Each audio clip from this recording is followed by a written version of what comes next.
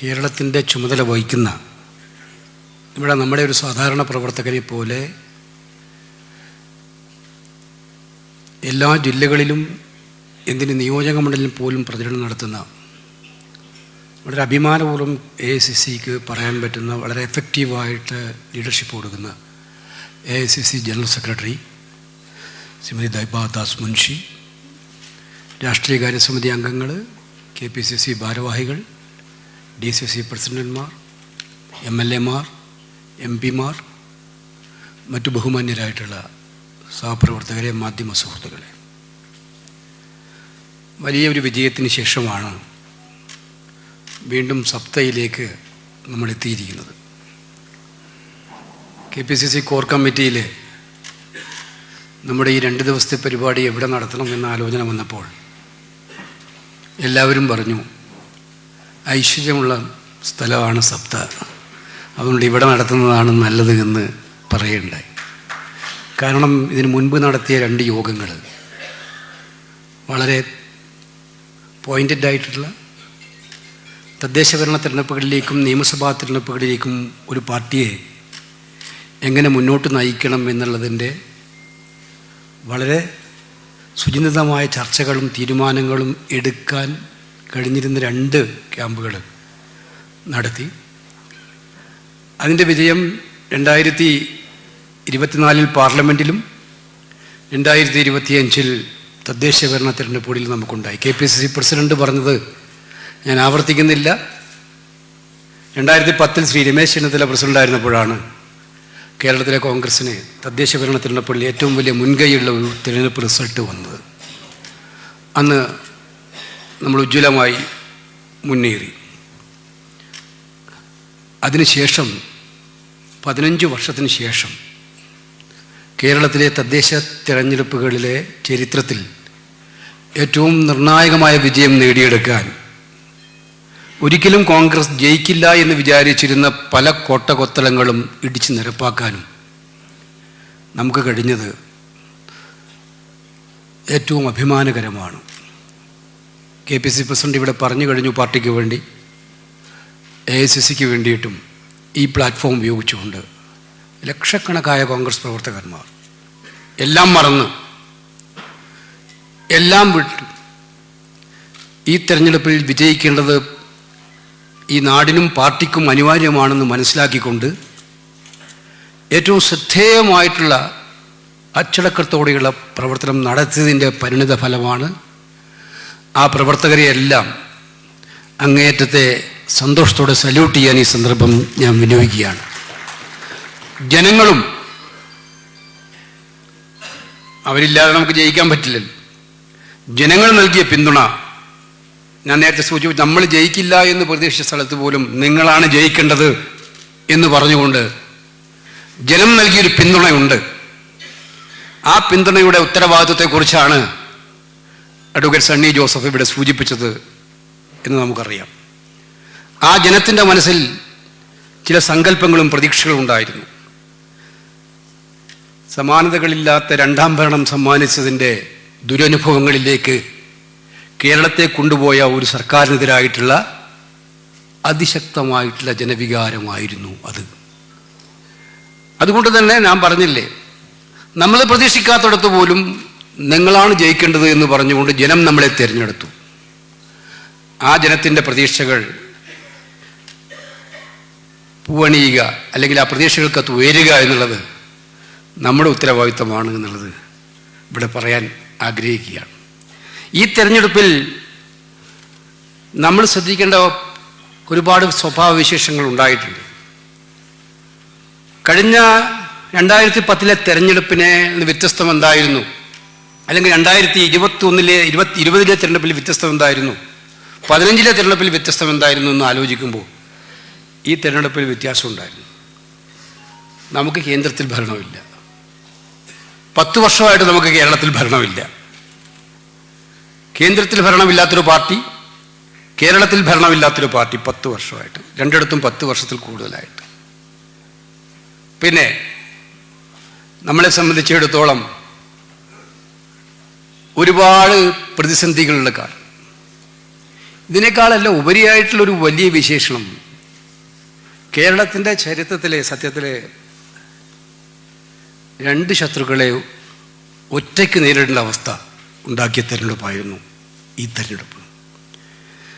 BJPയും CPMഉം CPMഉം BJPയും ഈ രണ്ട് പാർട്ടികൾ അവരുടെ പ്രധാന ശത്രുക്കളായി ഒരു പാർട്ടിയെ കാണുന്ന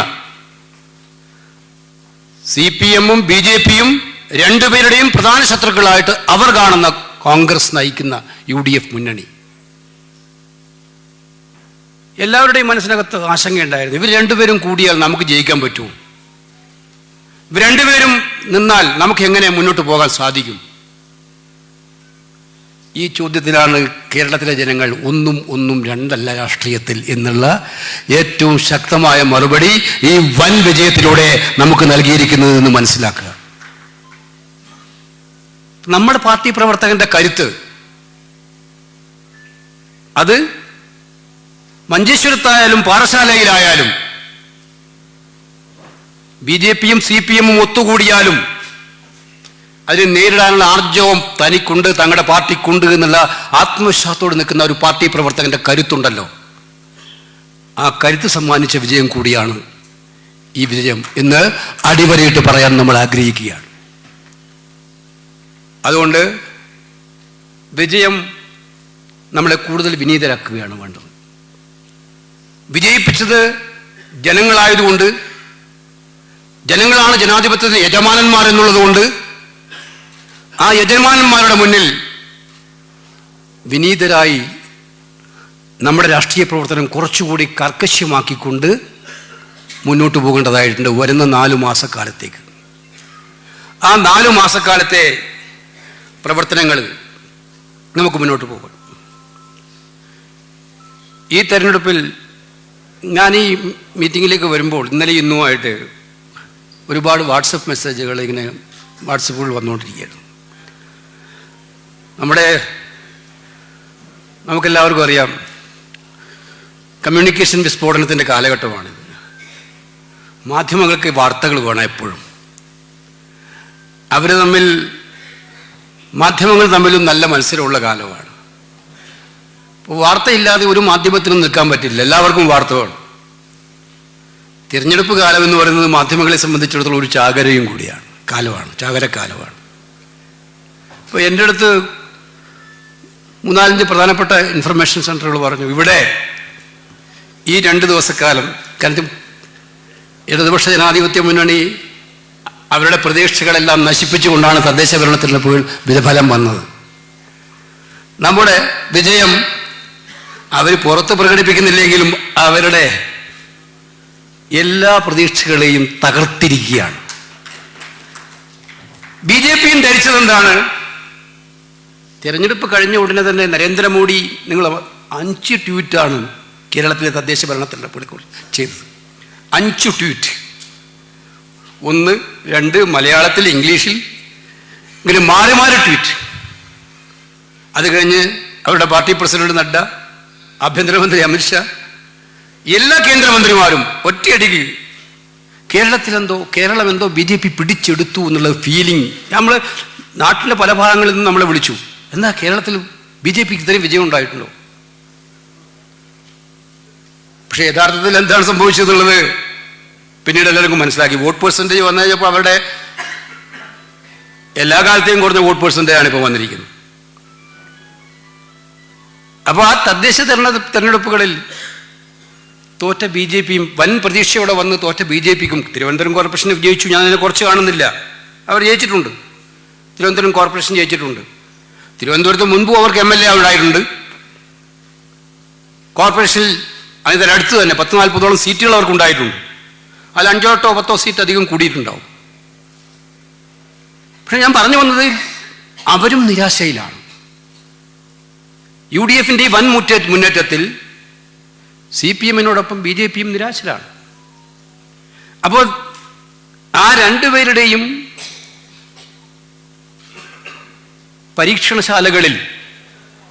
രാഷ്ട്രീയ പരീക്ഷണശാലകളിൽ ഇപ്പോൾ ഉരുത്തിരിഞ്ഞുകൊണ്ടിരിക്കുന്ന മന്ത്രം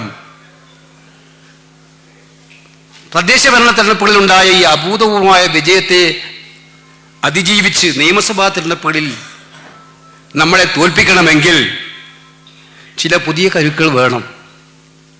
അതുകൊണ്ട് അത് പിന്നീട് തുടങ്ങിയതാണ്, തദ്ദേശ ഭരണ തെരഞ്ഞെടുപ്പുകൾ നമ്മൾ തുടങ്ങിയതാണ്.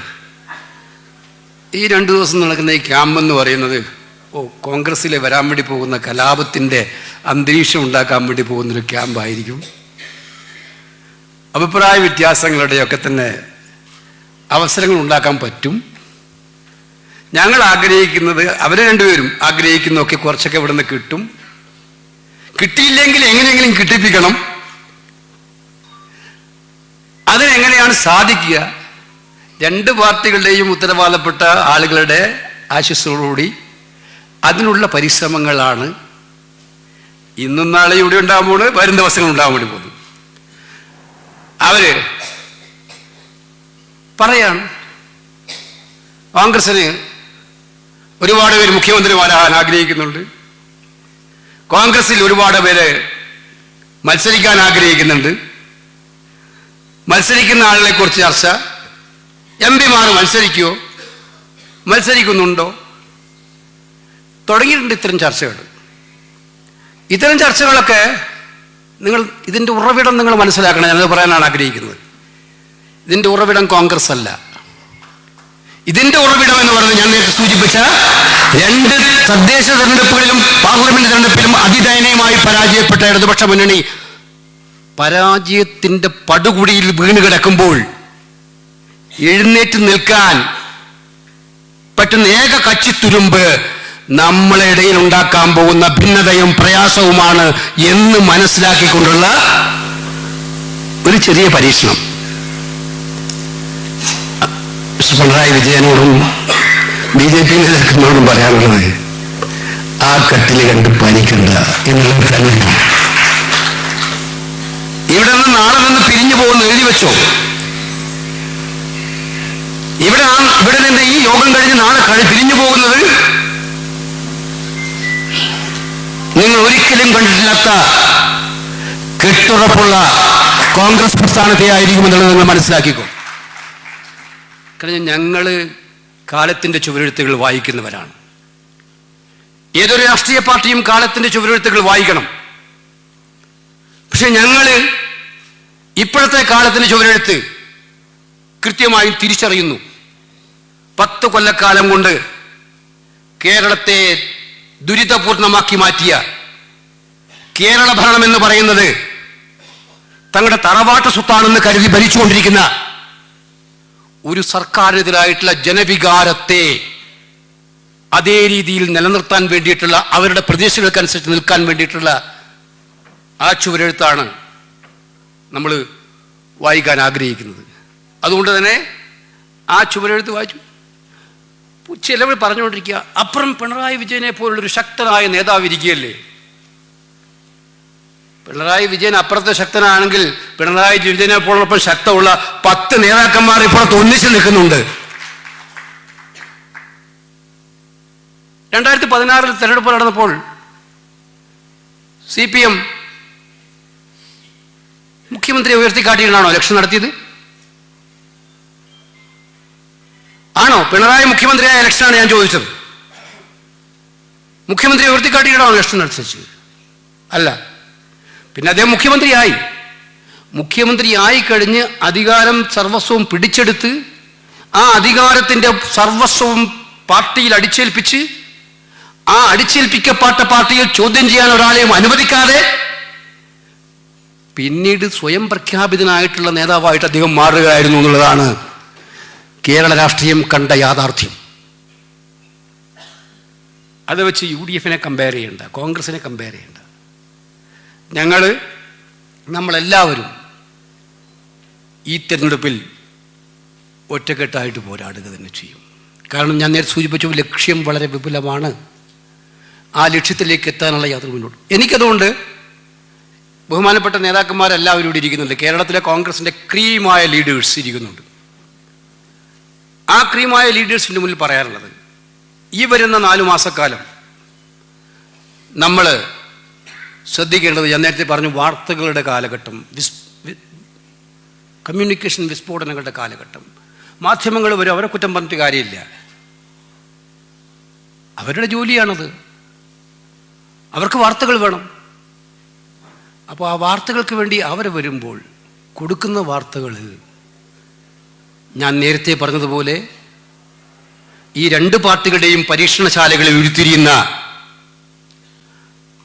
അവർക്ക് ജയിക്കാൻ വേണ്ടി, നമ്മളെ തോൽപ്പിക്കാൻ വേണ്ടി അവർ ഉണ്ടാക്കാൻ വേണ്ടി പോകുന്ന ഏതോ പരീക്ഷണങ്ങൾക്ക് പിന്നാലെ പോകുന്നതായിരിക്കരുത്. 2, നമ്മുടെ ബൂത്തിലെ സാധാരണ പ്രവർത്തകൻ തല്ലും കുത്തും അടിയും കിട്ടിയിട്ട് നമ്മൾ ജയിപ്പിക്കാൻ വേണ്ടി പാടുപെടുന്ന പ്രവർത്തകൻ ചായക്കടയിലിരിക്കുമ്പോൾ അവൻ നിരാശപ്പെടുത്തേണ്ട സാഹചര്യം ഉണ്ടാക്കുന്നതായിരിക്കരുത്. നമ്മൾ ഇവിടെ നിന്ന് ഒറ്റക്കെട്ടായിട്ട് ആ പ്രതിജ്ഞയുമായിട്ടാണ് മുന്നോട്ട് പോകേണ്ടത്. നമുക്കറിയാം, ബൂത്ത് പ്രസിഡന്റ് അല്ലെങ്കിൽ മണ്ഡലം പ്രസിഡന്റ്, ബ്ലോക്ക് പ്രസിഡന്റ്, നമുക്കാർക്കും കോൺഗ്രസിൽ അങ്ങനെ ഒരു സിസ്റ്റമില്ല. ഞാൻ ജയിച്ചാൽ എല്ലാം മതി, ഞാൻ ജയിച്ചില്ലെങ്കിൽ ഒന്നും വേണ്ട. ഇത് കോൺഗ്രസിൻ്റെ സിസ്റ്റമല്ല. നമ്മൾ ജയിക്കും, നമ്മൾ നിൽക്കും എന്നുള്ളത്. മറ്റു പാർട്ടികൾ അത് സ്വീകരിക്കുന്നുണ്ടാവും. പക്ഷെ ഞാൻ പറയുന്നത്, എവിടെയെങ്കിലും ഒറ്റപ്പെട്ട അത്തരം ശബ്ദം വന്നാൽ ഈ ഹാളിലിരിക്കുന്നവരെല്ലാവരും കൂടി തീരുമാനിക്കണം ഒറ്റക്കെട്ടായിട്ട്. പൊതുചിന്താഗതികൾക്കെതിരായിട്ട് ഒറ്റപ്പെട്ടവരെവിടെയെങ്കിലും ശബ്ദം ഉണ്ടാക്കുന്നെങ്കിൽ ആ ശബ്ദത്തെ അവഗണിക്കുകയും അതിനെ എതിർക്കുകയും ചെയ്യുക എന്നുള്ളത് നമ്മുടെ എല്ലാം ഉത്തരവാദിത്തമാണ്. അത്തരക്കാർക്ക് കോൺഗ്രസ്സിൽ അങ്ങനെ ഉണ്ടെന്നല്ല ഞാൻ പറയുന്നത്. ഇല്ലാത്ത പാർട്ടിയാണ് നമ്മുടെ പാർട്ടി. 4 മാസക്കാലത്തേക്ക് ജാഗ്രത, ഉത്തിഷ്ഠത, ജാഗ്രത. ഒരു കാരണവശാലും രാഷ്ട്രീയ എതിരാളികളുടെ കയ്യിൽ ആയുധം കൊടുക്കുന്ന ഒരു വരികളിലേക്കും നമുക്ക് പോകും. സ്ഥാനാർത്ഥി നിർണയത്തെക്കുറിച്ച് നമുക്കെല്ലാവർക്കും ആഗ്രഹങ്ങളുണ്ട്. ആർക്കും ആഗ്രഹം തെറ്റൊന്നുമില്ല. പാർട്ടിയിൽ 10, 30, 40 കൊല്ലം അല്ലെങ്കിൽ 10, 15 കൊല്ലം പ്രവർത്തിച്ചാൽ ഇലക്ഷൻ വരുമ്പോൾ അവസരങ്ങൾ ഉണ്ടാകുമ്പോൾ അതിൻ്റെ ഭാഗമാകണമെന്ന് ആഗ്രഹിക്കുന്നത് സ്വാഭാവികമല്ലേ? അതിലെന്താ തെറ്റ്? പാർട്ടി സ്ഥാനാർത്ഥി നിർണയത്തിന് പാർട്ടിയുടേതായ മാർഗരേഖകളുണ്ട്. ആ സ്ഥാനാർത്ഥികൾ വരും. ഇപ്രാവശ്യം വളരെ നേരത്തെ തന്നെ ഉണ്ടാക്കാനാണ് നമ്മൾ തീരുമാനം. സ്ക്രീനിങ് കമ്മിറ്റി 4 മാസം മുമ്പ് തന്നെ, ഇന്നലെ സ്ക്രീനിങ് കമ്മിറ്റി, കേരളത്തിൻ്റെ സ്ക്രീനിങ് കമ്മിറ്റി AICC പ്രഖ്യാപിച്ചു കഴിഞ്ഞിട്ടുണ്ട്. അവരവരുടെ പ്രവർത്തനങ്ങൾ വളരെ സ്ഥിതിഗതിയിലാക്കും. ജനറൽ സെക്രട്ടറിയും അവരുടെ ടീമും അതിനു വേണ്ടിയിട്ട് കേരളത്തിലെ കോൺഗ്രസ് നേതാക്കന്മാരുമായിട്ട് ആലോചിച്ച് ഷെഡ്യൂൾ തയ്യാറാക്കും. ആ ഷെഡ്യൂള് വളരെ പെട്ടെന്ന് തന്നെ മുന്നോട്ട് പോകുക എന്നുള്ളതാണ്. നമ്മുടെ പാർട്ടിയിലെ പ്രധാനപ്പെട്ട ഒരു സംശയവും വേണ്ട, നമ്മളെല്ലാവരും പരസ്പരം മനസ്സിലാക്കണം. നമ്മൾ ഈ തെരഞ്ഞെടുപ്പിൽ നമുക്ക് വേറെ ഓപ്ഷൻ ഇല്ല. വിജയം, അതായത് 100 സീറ്റിലധികം ജയിക്കുക എന്നുള്ള ഒരു ഓപ്ഷൻ മാത്രമേ നമ്മുടെ മുന്നിലുള്ളൂ. ആ ഓപ്ഷനേറ്റുന്ന വിജയ സാധ്യതയായിരിക്കും കോൺഗ്രസിൻ്റെ സ്ഥാനാർത്ഥി നിർണയത്തിലെ ഏറ്റവും വലിയ മാനദണ്ഡം എന്നുള്ള കാര്യത്തിൽ ഒരു സംശയവും നമുക്കാർക്കും വേണ്ട. ഓരോ നിയോജക മണ്ഡലത്തിലും ആർക്കാണോ ജയത്തിന് സാധ്യതയുള്ളത് അത് നോക്കിക്കൊണ്ടുള്ള മാനദണ്ഡം. നമ്മൾ കഴിഞ്ഞ തെരഞ്ഞെടുപ്പിൽ തന്നെ ഒരുപാട് ചെറുപ്പക്കാർക്ക് അവസരം കൊടുത്തിട്ടുണ്ട്. നല്ല ചെറുപ്പക്കാർക്ക്. അവർക്ക് കോവിഡായിരുന്നു, സമയം കിട്ടിയില്ല, മറ്റ് അവസരങ്ങൾ ഉണ്ടായതുകൊണ്ട്. ഈ പ്രാവശ്യവും അത് സംശയമൊന്നുമില്ല. നമ്മുടെ ജില്ലാ പഞ്ചായത്ത് ഇലക്ഷൻ റിസൾട്ട് ഒന്ന് എടുത്തു നോക്കിയാൽ നിങ്ങൾക്കറിയാം. ജില്ലാ പഞ്ചായത്ത് ഇലക്ഷൻ റിസൾട്ട് എന്തായിരുന്നു? നമ്മൾ തോൽക്കുമെന്ന് ഉറപ്പിച്ച് സീറ്റ് കൊടുത്താൽ ഒരുപാട് ചെറുപ്പക്കാർ ഈ തെരഞ്ഞെടുപ്പിൽ ജയിച്ചു എന്നുള്ളതാണ് നിങ്ങൾ മനസ്സിലാക്കേണ്ട കാര്യം. യുവത്വത്തെ, ജൻസി എന്നൊക്കെ നമ്മൾ പറയുന്ന ആ തലമുറയുടെ യഥാർത്ഥ റിഫ്ലക്ഷൻ കണ്ട ഒരു ഇലക്ഷൻ കൂടിയായിരുന്നു ഈ തെരഞ്ഞെടുപ്പ് എന്നുള്ളത് നമുക്ക് മനസ്സിലാക്കാൻ സാധിക്കും. അപ്പോൾ അത് പാർട്ടി ഉൾക്കൊള്ളും, എല്ലാ കാലത്തും ഉൾക്കൊള്ളും. നമ്മൾ ഏത് പാർട്ടിയേക്കാളും അത് ഉൾക്കൊള്ളുന്ന പാർട്ടിയാണ് കോൺഗ്രസ്. അതുകൊണ്ട് ചെറുപ്പക്കാർ, വനിതകൾ എല്ലാവരും നമ്മളുണ്ടാവും, ബ്ലെൻഡായിരിക്കും. പക്ഷെ ഞാൻ പറഞ്ഞു വന്ന പോയിന്റ് അതല്ല. ആ തീരുമാനം വരുന്നത് വരെ നമ്മളാരും ഇന്നയാൾ സ്ഥാനാർത്ഥികളാകും അല്ലെങ്കിൽ ഞാൻ സ്ഥാനാർത്ഥിയാകും എന്നുള്ള സ്വയം പ്രഖ്യാപനം നടത്തണ്ട എന്നുള്ളതാണ് എനിക്ക് വിനയപൂർവ്വം നമുക്കെല്ലാവരോടും പറയാനായിട്ടുള്ളത്. നമ്മൾ പാർട്ടിയുടെ പ്രഖ്യാപിതമായിട്ടുള്ള സാഹചര്യങ്ങളെ കാത്തിരിക്കുക, അതിനുവേണ്ടി നിൽക്കുക. എന്ത് ചർച്ചകളും നേതൃത്വമായിട്ട് നടത്താൻ സ്വാതന്ത്ര്യമുണ്ട്, നേതാക്കന്മാരോട് ആവശ്യപ്പെടാൻ സ്വാതന്ത്ര്യമുണ്ട്. അവിടെ എല്ലാം നിങ്ങൾ ഉപയോഗിക്കുക. പക്ഷെ പരസ്യമായിട്ടുള്ള ഒരു വേദിയിലേക്ക് സ്ഥാനാർത്ഥി നിർണയ ചർച്ചകളെ കൊണ്ടുപോകാതിരിക്കാനുള്ള ശ്രമങ്ങൾ നടത്തുക എന്നുള്ളതാണ് എനിക്ക് സൂചിപ്പിക്കാനായിട്ടുള്ളത്. ഞാൻ വളരെ ദീർഘമായി മറ്റു കാര്യങ്ങളെക്കുറിച്ചൊന്നും ഇവിടെ ഞാൻ പറഞ്ഞില്ല, പ്രസംഗം അധികം ചർച്ചയാണ്. ദേശീയ രാഷ്ട്രീയത്തിൽ നരേന്ദ്രമോദിയുടെ രാഷ്ട്രീയം നമ്മൾ കണ്ടുകൊണ്ടിരിക്കുകയാണ്. രാജ്യവ്യാപകമായി നടക്കുന്ന SIRൻ്റെ എക്സസൈസ് ഇവിടെയും നടക്കാൻ പോകുന്നുണ്ട്, നടന്നുകൊണ്ടിരിക്കുകയാണ്. നമ്മളിൽ എത്ര പേർ ഇപ്പം ഇവിടെ കുറേ പേർക്ക് ചുമതല കൊടുത്തിട്ടുണ്ട്, എത്ര പേർ ചുമതലപ്പെട്ടിട്ടുണ്ട്? ഈ ഹാളിലിരിക്കുന്നവരെല്ലാം KPCC ഭാരവാഹികളും DCC പ്രസിഡന്റുമാരും ഒക്കെയാണ്. കഴിഞ്ഞ തിരഞ്ഞെടുപ്പിൽ നന്നായി പ്രവർത്തിച്ച DCC പ്രസിഡന്റുമാരുണ്ട്. അവരെല്ലാവരും തീർച്ചയായിട്ടും അഭിനന്ദനം അർഹിക്കുന്നതാണ്. നമ്മൾ ഇനിയുള്ള 4 മാസം നമുക്ക് കൃത്യമായിട്ടും ജോലിയുള്ള കാലമാണ്. ഭാരവാഹിത്വം എന്ന് പറയുന്നത് നമുക്ക് പാർട്ടി തരുന്ന ഏറ്റവും വലിയ അംഗീകാരമാണ് എന്ന് മനസ്സിലാക്കി ആ പാർട്ടിക്ക് ഏറ്റവും ആവശ്യമുള്ള അവസരമായ തിരഞ്ഞെടുപ്പിൽ ഈ 4 മാസം നമ്മൾ 24/7 ആയിട്ട് വേറെ ഒരു ഷെഡ്യൂളും ചെയ്യാതെ പ്രവർത്തനങ്ങൾ, ഈ 4 മാസത്തെയും പ്രവർത്തനം, KPCC ഭാരവാഹികളുടെ പ്രവർത്തനം, DCC പ്രസിഡന്റുമാരുടെ പ്രവർത്തനം, പാർട്ടി നേതാക്കന്മാരുടെ പ്രവർത്തനം, എല്ലാ നേതാക്കന്മാരുടെ പ്രവർത്തനം തീർച്ചയായിട്ടും അക്കൗണ്ടബിലിറ്റി ഫിക്സ് ചെയ്യുന്ന രീതിയിലായിരിക്കും എന്നുള്ള കാര്യം ഞാൻ വിനയപൂർവ്വം പറയുകയാണ്. അതിനകത്ത് ഇതിലൊരു വിട്ടുവീഴ്ചയില്ല. നമ്മൾ പലപ്പോഴും പറയും, നമ്മൾ ഒരു അസൈൻമെൻറ്റ് കൊടുത്താൽ അവിടെ പോകാൻ പറ്റിയില്ല, ഇവിടെ പോകാൻ പറ്റില്ല. ആ എക്സ്ക്യൂസുകൾക്ക് ഇനി 4 മാസത്തേക്ക് അവധിയില്ല. ഒരു എക്സ്ക്യൂസിനും 4 മാസത്തേക്ക് അവധിയില്ല. ഈ 4 മാസം കഠിനമായിട്ട് നമ്മളെല്ലാവരും പ്രവർത്തിക്കേണ്ട ഒരു കാലമാണ്. പിണറായി വിജയൻ സർക്കാർ, ഞാൻ നേരത്തെ പറഞ്ഞു, നരേന്ദ്രമോദി ഗവൺമെൻറ് ഏറ്റവും ഒടുവിൽ കൊണ്ടുവന്ന MNREGA amendment bill, BG bill, ഇന്നലെ ദേശവ്യാപകമായിട്ടുള്ളൊരു പ്രക്ഷോഭം കോൺഗ്രസ് പ്രഖ്യാപിച്ചു കഴിഞ്ഞിട്ടുണ്ട്. ആ ബില്ലിൻ്റെ പ്രത്യേകത നിങ്ങൾക്ക് എല്ലാവർക്കും അറിയാം. ആ ബില്ലെന്ന് പറയുന്നത് തൊഴിലുറപ്പ് പദ്ധതിയുടെ അന്തസത്ത മുഴുവൻ കെടുത്തുന്നതാണ്. 3-4 ഫീച്ചേഴ്സ് നമ്മൾ താഴെത്തട്ടിൽ എത്ര പഠിപ്പിച്ചിട്ടുണ്ടെന്ന് എനിക്കറിയില്ല. മഹാത്മാഗാന്ധിയുടെ പേര് മാറ്റുക എന്ന് പറഞ്ഞ മഹാപാതകം അവർ ചെയ്തു. അത് നമ്മളെല്ലാം സംബന്ധിച്ചുള്ള വികാരപരമാണ്. ആ വികാരപരം മാത്രമല്ല, മഹാത്മാഗാന്ധി പ്രതിനിധാനം ചെയ്യുന്ന ഗ്രാമസ്വരാജിനെ ശക്തിപ്പെടുത്തുക എന്ന് പറയുന്ന സങ്കല്പത്തെ അത് പൂർണ്ണമായും തകർത്ത് കളഞ്ഞിട്ടുണ്ട്. തൊഴിലുറപ്പ് പദ്ധതി നിങ്ങൾ നോക്കിയറിയാം, സെൻട്രൽ ഷെയർ കൂലിയിൽ 100% ഇപ്പോൾ 60% മാറി. കേരളം പോലും 2000 കോടി രൂപ അധികം കണ്ടെത്തേണ്ടി വരുന്നുണ്ട്. 2000 കോടി രൂപ അധികം കണ്ടെത്തേണ്ടി വരുന്നുണ്ട്. ചില സംസ്ഥാനങ്ങൾക്ക് അത് 6000-7000 കോടി രൂപ വരെയാണ്. അതുമാത്രമല്ല, കേന്ദ്ര ഗവൺമെന്റിന്റെ കയ്യിലേക്ക് കൂടുതൽ അധികാരങ്ങൾ കൊടുത്തിരിക്കുകയാണ്. ഡീസെൻട്രലൈസേഷൻ ആക്കി എന്ന് പറഞ്ഞ ആശയത്തെ തകർത്ത് സെൻട്രലൈസേഷൻ ആക്കിയിരിക്കുകയാണ്. ഒരു പഞ്ചായത്തിൽ ഈ പദ്ധതി വേണോ വേണ്ടയോ എന്ന് ഡിക്ലെയർ ചെയ്യാനുള്ള അധികാരം, വേണ്ടി വന്നാൽ ഒരു സ്റ്റേറ്റിൽ ഈ പദ്ധതി വേണമോ വേണ്ടയോ എന്നുള്ള ഡിക്ലെയർ ചെയ്യാനുള്ള അധികാരം ബില്ല് മുഖാന്തരം കേന്ദ്ര സർക്കാരിന് കൊടുത്തിരിക്കുകയാണ്. അപ്പോൾ വെള്ളമുണ്ട പഞ്ചായത്തിൽ തൊഴിലുറപ്പ് പദ്ധതി വേണ്ട എന്ന് കേന്ദ്രം പ്രഖ്യാപിച്ചാൽ അവിടുത്തെ തൊഴിലാളിക്ക് തൊഴിൽ കിട്ടില്ല. നേരത്തെ ഉണ്ടായിരുന്നത് ഡിമാൻഡ് അനുസരിച്ചായിരുന്നു, ഇപ്പോൾ ബജറ്റ് ഓറിയന്റഡ് ആയി. ആവശ്യപ്പെട്ട ജോലിയായിരുന്നു, ആ സാഹചര്യം എടുത്തു കളഞ്ഞിരിക്കുകയാണ്. ഫലത്തിൽ ലോകം കണ്ട ഏറ്റവും വലിയ തൊഴിൽദാന പദ്ധതിയായിട്ടുള്ള തൊഴിലുറപ്പ് പദ്ധതിയെ അട്ടിമറിക്കുന്ന പരിപാടിയാണ് നരേന്ദ്രമോദി സർക്കാർ ചെയ്തിരിക്കുന്നത്. ഇതിന് ഗ്രാമങ്ങളിൽ തൊഴിലുറപ്പ് തൊഴിലാളികളിൽ ഉണ്ടാകേണ്ട ഏറ്റവും ശക്തമായിട്ടുള്ള പ്രതിഷേധം ഉയർന്നു വരേണ്ടതായിട്ടുണ്ട്. അത് നമ്മൾ വ്യാപകമായി അതിനുള്ള ശ്രമങ്ങൾ നടത്തുകയാണ്. ആ പരിപാടികളുമായിട്ട് അത് കേരളത്തിലും അതിൻ്റെ ശക്തമായ രീതിയിൽ മുന്നോട്ട് കൊണ്ടുവരേണ്ടത്. ജനാധിപത്യത്തെ തകർക്കുന്ന മഹാത്മാഗാന്ധിയെയും അതുപോലെ തന്നെ പണ്ഡിറ്റ് ജവഹർലാലെയും പോലുള്ള സ്വാതന്ത്ര്യ സമര നേതാക്കന്മാരായിട്ടുള്ളവരുടെ എല്ലാ ബിംബങ്ങളെയും തകർക്കുന്ന ഈ തീരുമാനത്തിനെതിരായിട്ടുള്ള നമ്മുടെ നിലപാടുണ്ടാകേണ്ടതായിട്ടുണ്ട്. വോട്ട് ചോരിക്കെതിരായിട്ടുള്ള പോരാട്ടം പാർലമെൻറ്റിൽ അതും ഏറ്റവും ശക്തമായിട്ടുള്ള ചർച്ചയായിരുന്നതാണ്. SIR അതിൻ്റെ ഭാഗമായിട്ട് അവർ കൊണ്ടുവരുന്നതാണ്. SIRലേക്ക് നമ്മൾ മുന്നോട്ട്, ഇവിടെ ഞാൻ ഒരു നിർദ്ദേശം, എൻ്റെ നിർദ്ദേശമാണ്, ഈ കമ്മിറ്റി തീരുമാനിക്കേണ്ടതാണ്. PPC പ്രസിഡന്റും കൂടി ആലോചിക്കുക, നേതാക്കന്മാർ. ഈ പഞ്ചായത്ത് തിരഞ്ഞെടുപ്പിൽ നമുക്ക് ഉണ്ടായിരിക്കുന്ന വിജയം വൻ വിജയമാണ്. ഇനി അടുത്ത 4 മാസക്കാലത്തേക്ക് മണ്ഡലം ബൂത്ത് കമ്മിറ്റികളോടും പ്രവർത്തകരോടൊപ്പം ഈ നിയമസഭാ തിരഞ്ഞെടുപ്പിൻ്റെ തിരഞ്ഞെടുപ്പ് പ്രചരണങ്ങൾ ഏറ്റെടുക്കാനുള്ള ഉത്തരവാദിത്വം നമ്മളെ ജയിച്ച പഞ്ചായത്ത് മെമ്പർമാരും മത്സരിച്ച പഞ്ചായത്തിലെ വാർഡിലെ സ്ഥാനാർത്ഥികൾക്കും ഏൽപ്പിച്ചു കൊടുക്കണം. സ്വന്തം വാർഡിൽ 100 വോട്ടെങ്കിലും വർദ്ധിപ്പിക്കുക എന്ന ടാർഗറ്റ് അവർക്ക് ഇട്ടുകൊടുക്കണം. ഇപ്പോൾ പ്രതീക്ഷയോടെ ജനങ്ങളും അവരെ കാണുകയാണ്.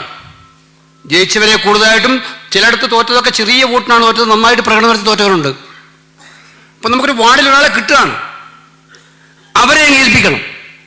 മറ്റുള്ളവരോടൊപ്പം, ബൂത്ത് പ്രസിഡന്റ്, വാർഡ് പ്രസിഡന്റ്, പ്രവർത്തകരോടൊപ്പം. ഓൾ ഇന്ത്യ കോൺഗ്രസ് കമ്മിറ്റിയുടെ ജനറൽ സെക്രട്ടറി ഇവിടെ ഇരിക്കുന്നുണ്ട്.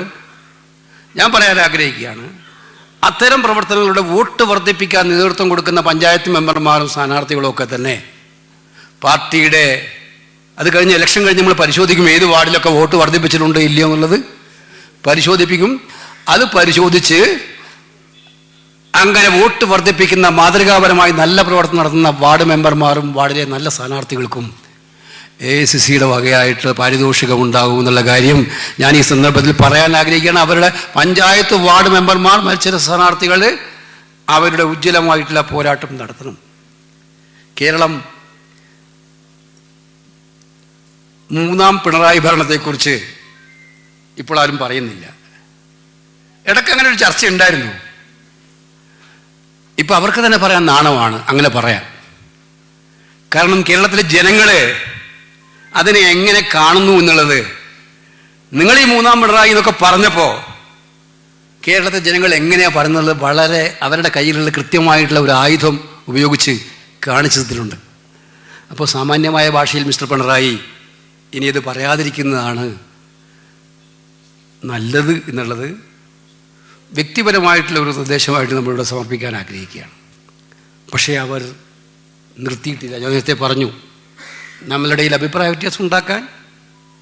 പിന്നെ BJPയെ എവിടെയൊക്കെ സൂചിപ്പിക്കാൻ പറ്റും, ഇപ്പോൾ ഇവിടെ സൂചിപ്പിച്ചു സണ്ണി ജോസഫ്. കോഴിക്കോടും തിരുവനന്തപുരത്തും 2 കോർപ്പറേഷനുകൾ ഏറ്റവും കെ മുരളീധരൻ ഇവിടെ നിൽക്കുന്നുണ്ട്. ഒരു വാർഡിൽ 12,000 വോട്ട്, മറ്റൊരു വാർഡിൽ 3,500 വോട്ട്. കോഴിക്കോട് BJPക്ക് സീറ്റ് കൊടുത്തതിന്റെ ക്രെഡിറ്റ് വേറെ ആർക്കും അവകാശപ്പെട്ടതല്ല, സാക്ഷാൽ പിണറായി വിജയൻ അവകാശപ്പെട്ടതാണ്. ആ വാർഡ് അങ്ങനെ വിഭജിച്ച് വോട്ട് കൂടാതെ BJPക്ക് എങ്ങനെ വാർഡ് വർദ്ധിപ്പിക്കാൻ കഴിയുമെന്നുള്ള പരീക്ഷണം നടത്തിക്കൊടുത്ത ആളാണ് പിണറായി വിജയൻ കോഴിക്കോട്. ഞാൻ കോഴിക്കോട് പ്രത്യേകിച്ച് എല്ലാവരെയും അഭിനന്ദിക്കുന്നു. കോഴിക്കോട് DCCM പ്രത്യേകമായി അഭിനന്ദിക്കാൻ ആഗ്രഹിക്കണം. അവരുടെ ടീം വർക്കിനെ, അവിടുത്തെ ആ ഒരു നല്ല വിജയം നേടിയെടുക്കുന്നതിന് അവർ നടത്തിയിട്ടുള്ള പോരാട്ടത്തിന് ജയിച്ച എല്ലാവരെയും അഭിനന്ദിക്കുന്നതോടൊപ്പം. അപ്പോൾ പിണറായി വിജയൻ അടങ്ങിയിരിക്കുമെന്ന് കരുതേണ്ടതില്ല. അണിയറയിൽ എന്തൊക്കെയോ ചർച്ചകളുണ്ട്. പക്ഷേ മനസ്സിലാക്കിക്കോ, ഞാൻ നേരത്തെ പറഞ്ഞു, 2 പേർക്കും ശത്രുവായിട്ടുള്ള കോൺഗ്രസിനെ എങ്ങനെയെങ്കിലും തോൽപ്പിക്കാൻ നിങ്ങൾ ശ്രമിക്കും. അങ്ങനെ 2 പേർക്കും ശത്രുവായിട്ടുള്ള കോൺഗ്രസിനെ നിങ്ങൾ തോൽപ്പിക്കാൻ ശ്രമിക്കുമ്പോൾ, ആ തോൽപ്പിക്കാൻ ശ്രമിക്കുന്ന സാഹചര്യത്തിൽ ഞങ്ങൾ തോൽക്കുകയില്ല എന്ന് തെളിയിച്ച് തെരഞ്ഞെടുപ്പായിരുന്നു തദ്ദേശ തെരഞ്ഞെടുപ്പ്. കാരണം ജനം വിഡ്ഢികളല്ല, പ്രത്യേകിച്ച് കേരളത്തിലെ ജനങ്ങൾ വിഡ്ഢികളല്ല. അവരാഗ്രഹിക്കും BJPയുമായിട്ട് അവിഹിത കൂട്ടുകെട്ട് വർദ്ധിപ്പിച്ച് മുന്നോട്ട് കൊണ്ടുപോയി. ഇപ്പം PM ശ്രീയിൽ കണ്ടത്, ലേബർ കോഡിൽ കണ്ടത്, ദേശീയപാതയുമായി ബന്ധപ്പെട്ട തകർച്ചയിൽ നമ്മൾ കണ്ടത് നിങ്ങൾ കണ്ടില്ലേ? ഓരോ ദിവസവും കിട്ടുന്ന വാർത്തകൾ എന്തായിരുന്നു? ഓരോ ദിവസം ഇപ്പം വന്നുകൊണ്ടിരിക്കുന്ന വാർത്ത എന്താ? ഏത് ജില്ലയിലാണ് ദേശീയപാത തകരാത്തത്? കേരളം കണ്ട ഏറ്റവും ഭീകരമായ അഴിമതിയായിട്ടൊന്നും മാറിയില്ലേ? നമ്മളെല്ലാം റോഡിന് വേണ്ടിയിട്ടായിരുന്നു, സുരക്ഷിതമായ റോഡിന് വേണ്ടിയിട്ട്, നല്ല റോഡിന് വേണ്ടിയിട്ട്. പക്ഷേ ആ റോഡിനെ പണം സമ്പാദിക്കാനുള്ള മാർഗമാക്കി നിങ്ങൾ മാറ്റുമ്പോൾ 2 പേരും തമ്മിലുള്ള കള്ളക്കച്ചവടത്തെ പരസ്പരം ന്യായീകരിച്ചുകൊണ്ടിരിക്കുകയല്ലേ? അപ്പോൾ ഈ എല്ലാ പദ്ധതികളിലും കേന്ദ്ര പദ്ധതികൾ നടപ്പിലാക്കാൻ വൃത്തി കാണിക്കുന്ന കേരളത്തിൻ്റെ മുഖ്യമന്ത്രി ആ വിശുദ്ധ ബന്ധവും കൂട്ടുകെട്ടും തുടരുക തന്നെ ചെയ്യും എന്ന് മനസ്സിലാക്കിക്കോളൂ. പക്ഷെ നിങ്ങൾ അത് മനസ്സിലാക്കുന്നത് ഈ കൂട്ടുകെട്ട് 2 പാർട്ടിയുടെയും അണികളെ അവരെ ഇഷ്ടപ്പെടുന്നതല്ല എന്നുള്ളത് നമുക്ക് മനസ്സിലാക്കാൻ കഴിയും. അവർ 2 പേരെയും ചതിക്കുകയാണ് നേതൃത്വം ചെയ്യുന്നത്. കുറച്ചു പേരുടെ സ്ഥാപിത താല്പര്യങ്ങൾ സംരക്ഷിക്കാൻ, നേതാക്കളുടെ താല്പര്യങ്ങൾ സംരക്ഷിക്കാൻ 2 പാർട്ടിയുടെയും അണികളെ ബലിയാടാക്കിക്കൊണ്ടുള്ള ഈ അവിശുദ്ധ കൂട്ടുകെട്ടായിരുന്നു പഞ്ചായത്ത് ഇലക്ഷനിൽ കണ്ടതെങ്കിൽ അത് വരുന്ന നിയമസഭാ തെരഞ്ഞെടുപ്പിൽ അവർ പരീക്ഷിക്കാതിരിക്കില്ല എന്ന് മനസ്സിലാക്കിക്കൊള്ളുക. അത് ഞങ്ങൾ തിരിച്ചറിയുന്നുണ്ട്. ഈ അവിശുദ്ധ കൂട്ടുകെട്ട് തിരിച്ചറിയുന്നുണ്ട്. ഈ കൂട്ടുകെട്ട് ജനങ്ങൾ തിരിച്ചറിയുന്നുണ്ട്, മനസ്സിലാക്കുന്നുണ്ട്. കോൺഗ്രസിനെ സംബന്ധിച്ചിടത്തോളം നമുക്കെല്ലാവർക്കും അറിയാം, ജനാധിപത്യ മതേതര ജനപക്ഷ നിലപാടുകളിൽ 1% പോലും വെള്ളം ചേർക്കാൻ എന്ത് സാഹചര്യമുണ്ടായാലും ഈ പാർട്ടി ഉണ്ടാകില്ല എന്നുള്ളത് ജനങ്ങൾക്ക് ഉറപ്പ് നൽകുന്ന പാർട്ടിയാണ് നമ്മൾ. അതുകൊണ്ട് തന്നെ ഈ തെരഞ്ഞെടുപ്പിൽ ആ നിലപാടുകളുമായി നമ്മൾ മുന്നോട്ട് പോകും. വെറും ഒരു സർക്കാരിനെതിരായിട്ടുള്ള കുറ്റപത്രം മാത്രമല്ല, കേരളം കാത്തിരിക്കുന്ന ഒരുപാട് വികസന സ്വപ്നങ്ങളുണ്ട്. കേരളം കാത്തിരിക്കുന്ന ഒരുപാട് സാമൂഹ്യ നന്മയ്ക്ക് വേണ്ടിയിട്ടുള്ള സാഹചര്യങ്ങളുണ്ട്. കേരളം ഇങ്ങനെ പോയാൽ 10 കൊല്ലം കഴിഞ്ഞാൽ ചെറുപ്പക്കാരില്ലാത്ത നാടായി മാറുമോ എന്നുള്ള ഭയം മുൻകുന്ന സമൂഹവും യുവതലമുറയും കേരളത്തിലുണ്ട്. അവരുടെ പ്രതീക്ഷകൾക്കനുസരിച്ചുള്ള മാനിഫെസ്റ്റോ, അവരുടെ പ്രതീക്ഷകൾക്കനുസരിച്ച് മുന്നോട്ട് പോകാനുള്ള നിശ്ചയദാർഢ്യത്തോടെയുള്ള തീരുമാനങ്ങൾ, ഇതെല്ലാം വരും ദിവസങ്ങളിൽ UDF-ൻ്റെയും കോൺഗ്രസിൻ്റെയും ഭാഗത്തുനിന്നുണ്ടാകും എന്നുള്ളതിന് സംശയം വേണ്ട. അവരെല്ലാവരും ഒറ്റക്കെട്ടായി പ്രവർത്തന രംഗത്തേക്ക് ഇറങ്ങി ഈ സാഹചര്യങ്ങൾ വിശദീകരിച്ചുകൊണ്ട് മുന്നോട്ട് പോകും എന്ന് സൂചിപ്പിക്കുന്നു. ഈ ക്യാമ്പ് ഞാൻ നേരത്തെ സൂചിപ്പിച്ചതുപോലെ എല്ലാം കൊണ്ടും കൃത്യമായ സന്ദേശം എത്തേണ്ടടുത്ത് എത്തക്ക രീതിയിൽ ഇന്നും നാളെയും നിൽക്കണം. ഒരു കാര്യം കൂടി ഞാൻ പറയാൻ ആഗ്രഹിക്കുന്ന അവസാനമായി, ഈ ക്യാമ്പിൽ ഞാൻ മനസ്സിലാക്കിയിട്ടുള്ളതും നിങ്ങളുടെ എല്ലാ അഭിപ്രായങ്ങളുണ്ട്.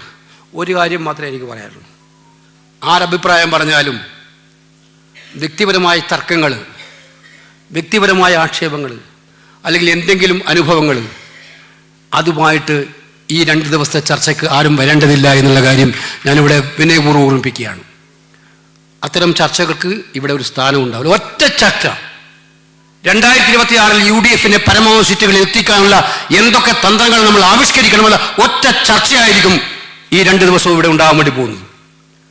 ആ ചർച്ചകൾ നമ്മളെ വിജയത്തിലേക്ക് നയിക്കാൻ വേണ്ടിയിട്ടുള്ള ചർച്ചകൾ മാത്രം. ബാക്കി ഞാൻ പറഞ്ഞു, നിങ്ങൾക്ക് എന്തെങ്കിലും പ്രശ്നമുണ്ടെങ്കിൽ, പരാതികളുണ്ടെങ്കിൽ നേതാക്കന്മാരിവിടെ ഉണ്ട്, പ്രസിഡന്റുണ്ട്, പ്രതിപക്ഷ നേതാവുണ്ട്, വർക്കിംഗ് കമ്മിറ്റി മെമ്പേഴ്സ് ഉണ്ട്, ജനറൽ സെക്രട്ടറി ഉണ്ട്.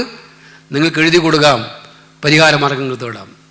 ഈ ചർച്ച പോസിറ്റീവായിട്ട് ലക്ഷ്യത്തിലേക്ക്, കേരള ജനങ്ങൾ ആഗ്രഹിക്കുന്ന ഒരു UDF ഭരണത്തിലേക്കുള്ള ഒരു വലിയ തയ്യാറെടുപ്പിന് വേണ്ടി ഇന്നും നാളെയും കോൺഗ്രസ് ഇവിടെ സമ്മേളിച്ചിരിക്കുന്നു എന്നുള്ള ഏറ്റവും ശക്തമായിട്ടുള്ള മെസ്സേജ് നൽകുന്ന ചർച്ചയായിട്ട് മാറണം എന്ന് വിനയപൂർവ്വം സൂചിപ്പിച്ചുകൊണ്ട് എല്ലാ ഭാവങ്ങളും നേർന്നുകൊണ്ട് എൻ്റെ വാക്കുകൾ അവസാനിപ്പിക്കുന്നു. നമസ്കാരം. ജയ് ഹിന്ദ്. ബഹുമാനപ്പെട്ട പ്രതിപക്ഷ നേതാവ് ചർച്ചകൾക്ക് ഒടുവിൽ സംസാരിക്കുമെന്ന് അറിയിച്ചിട്ടുണ്ട്. ബഹുമാന്യയായ AICC ജനറൽ സെക്രട്ടറി ദീപാദാസ് മുൻഷിയെ സംസാരിക്കാൻ ക്ഷണിക്കും.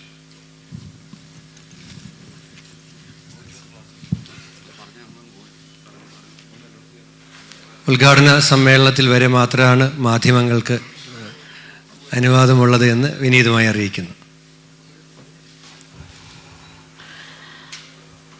Respected KC Venugopal ji, KPCC President Sunny Joseph ji, LOP Satishan ji,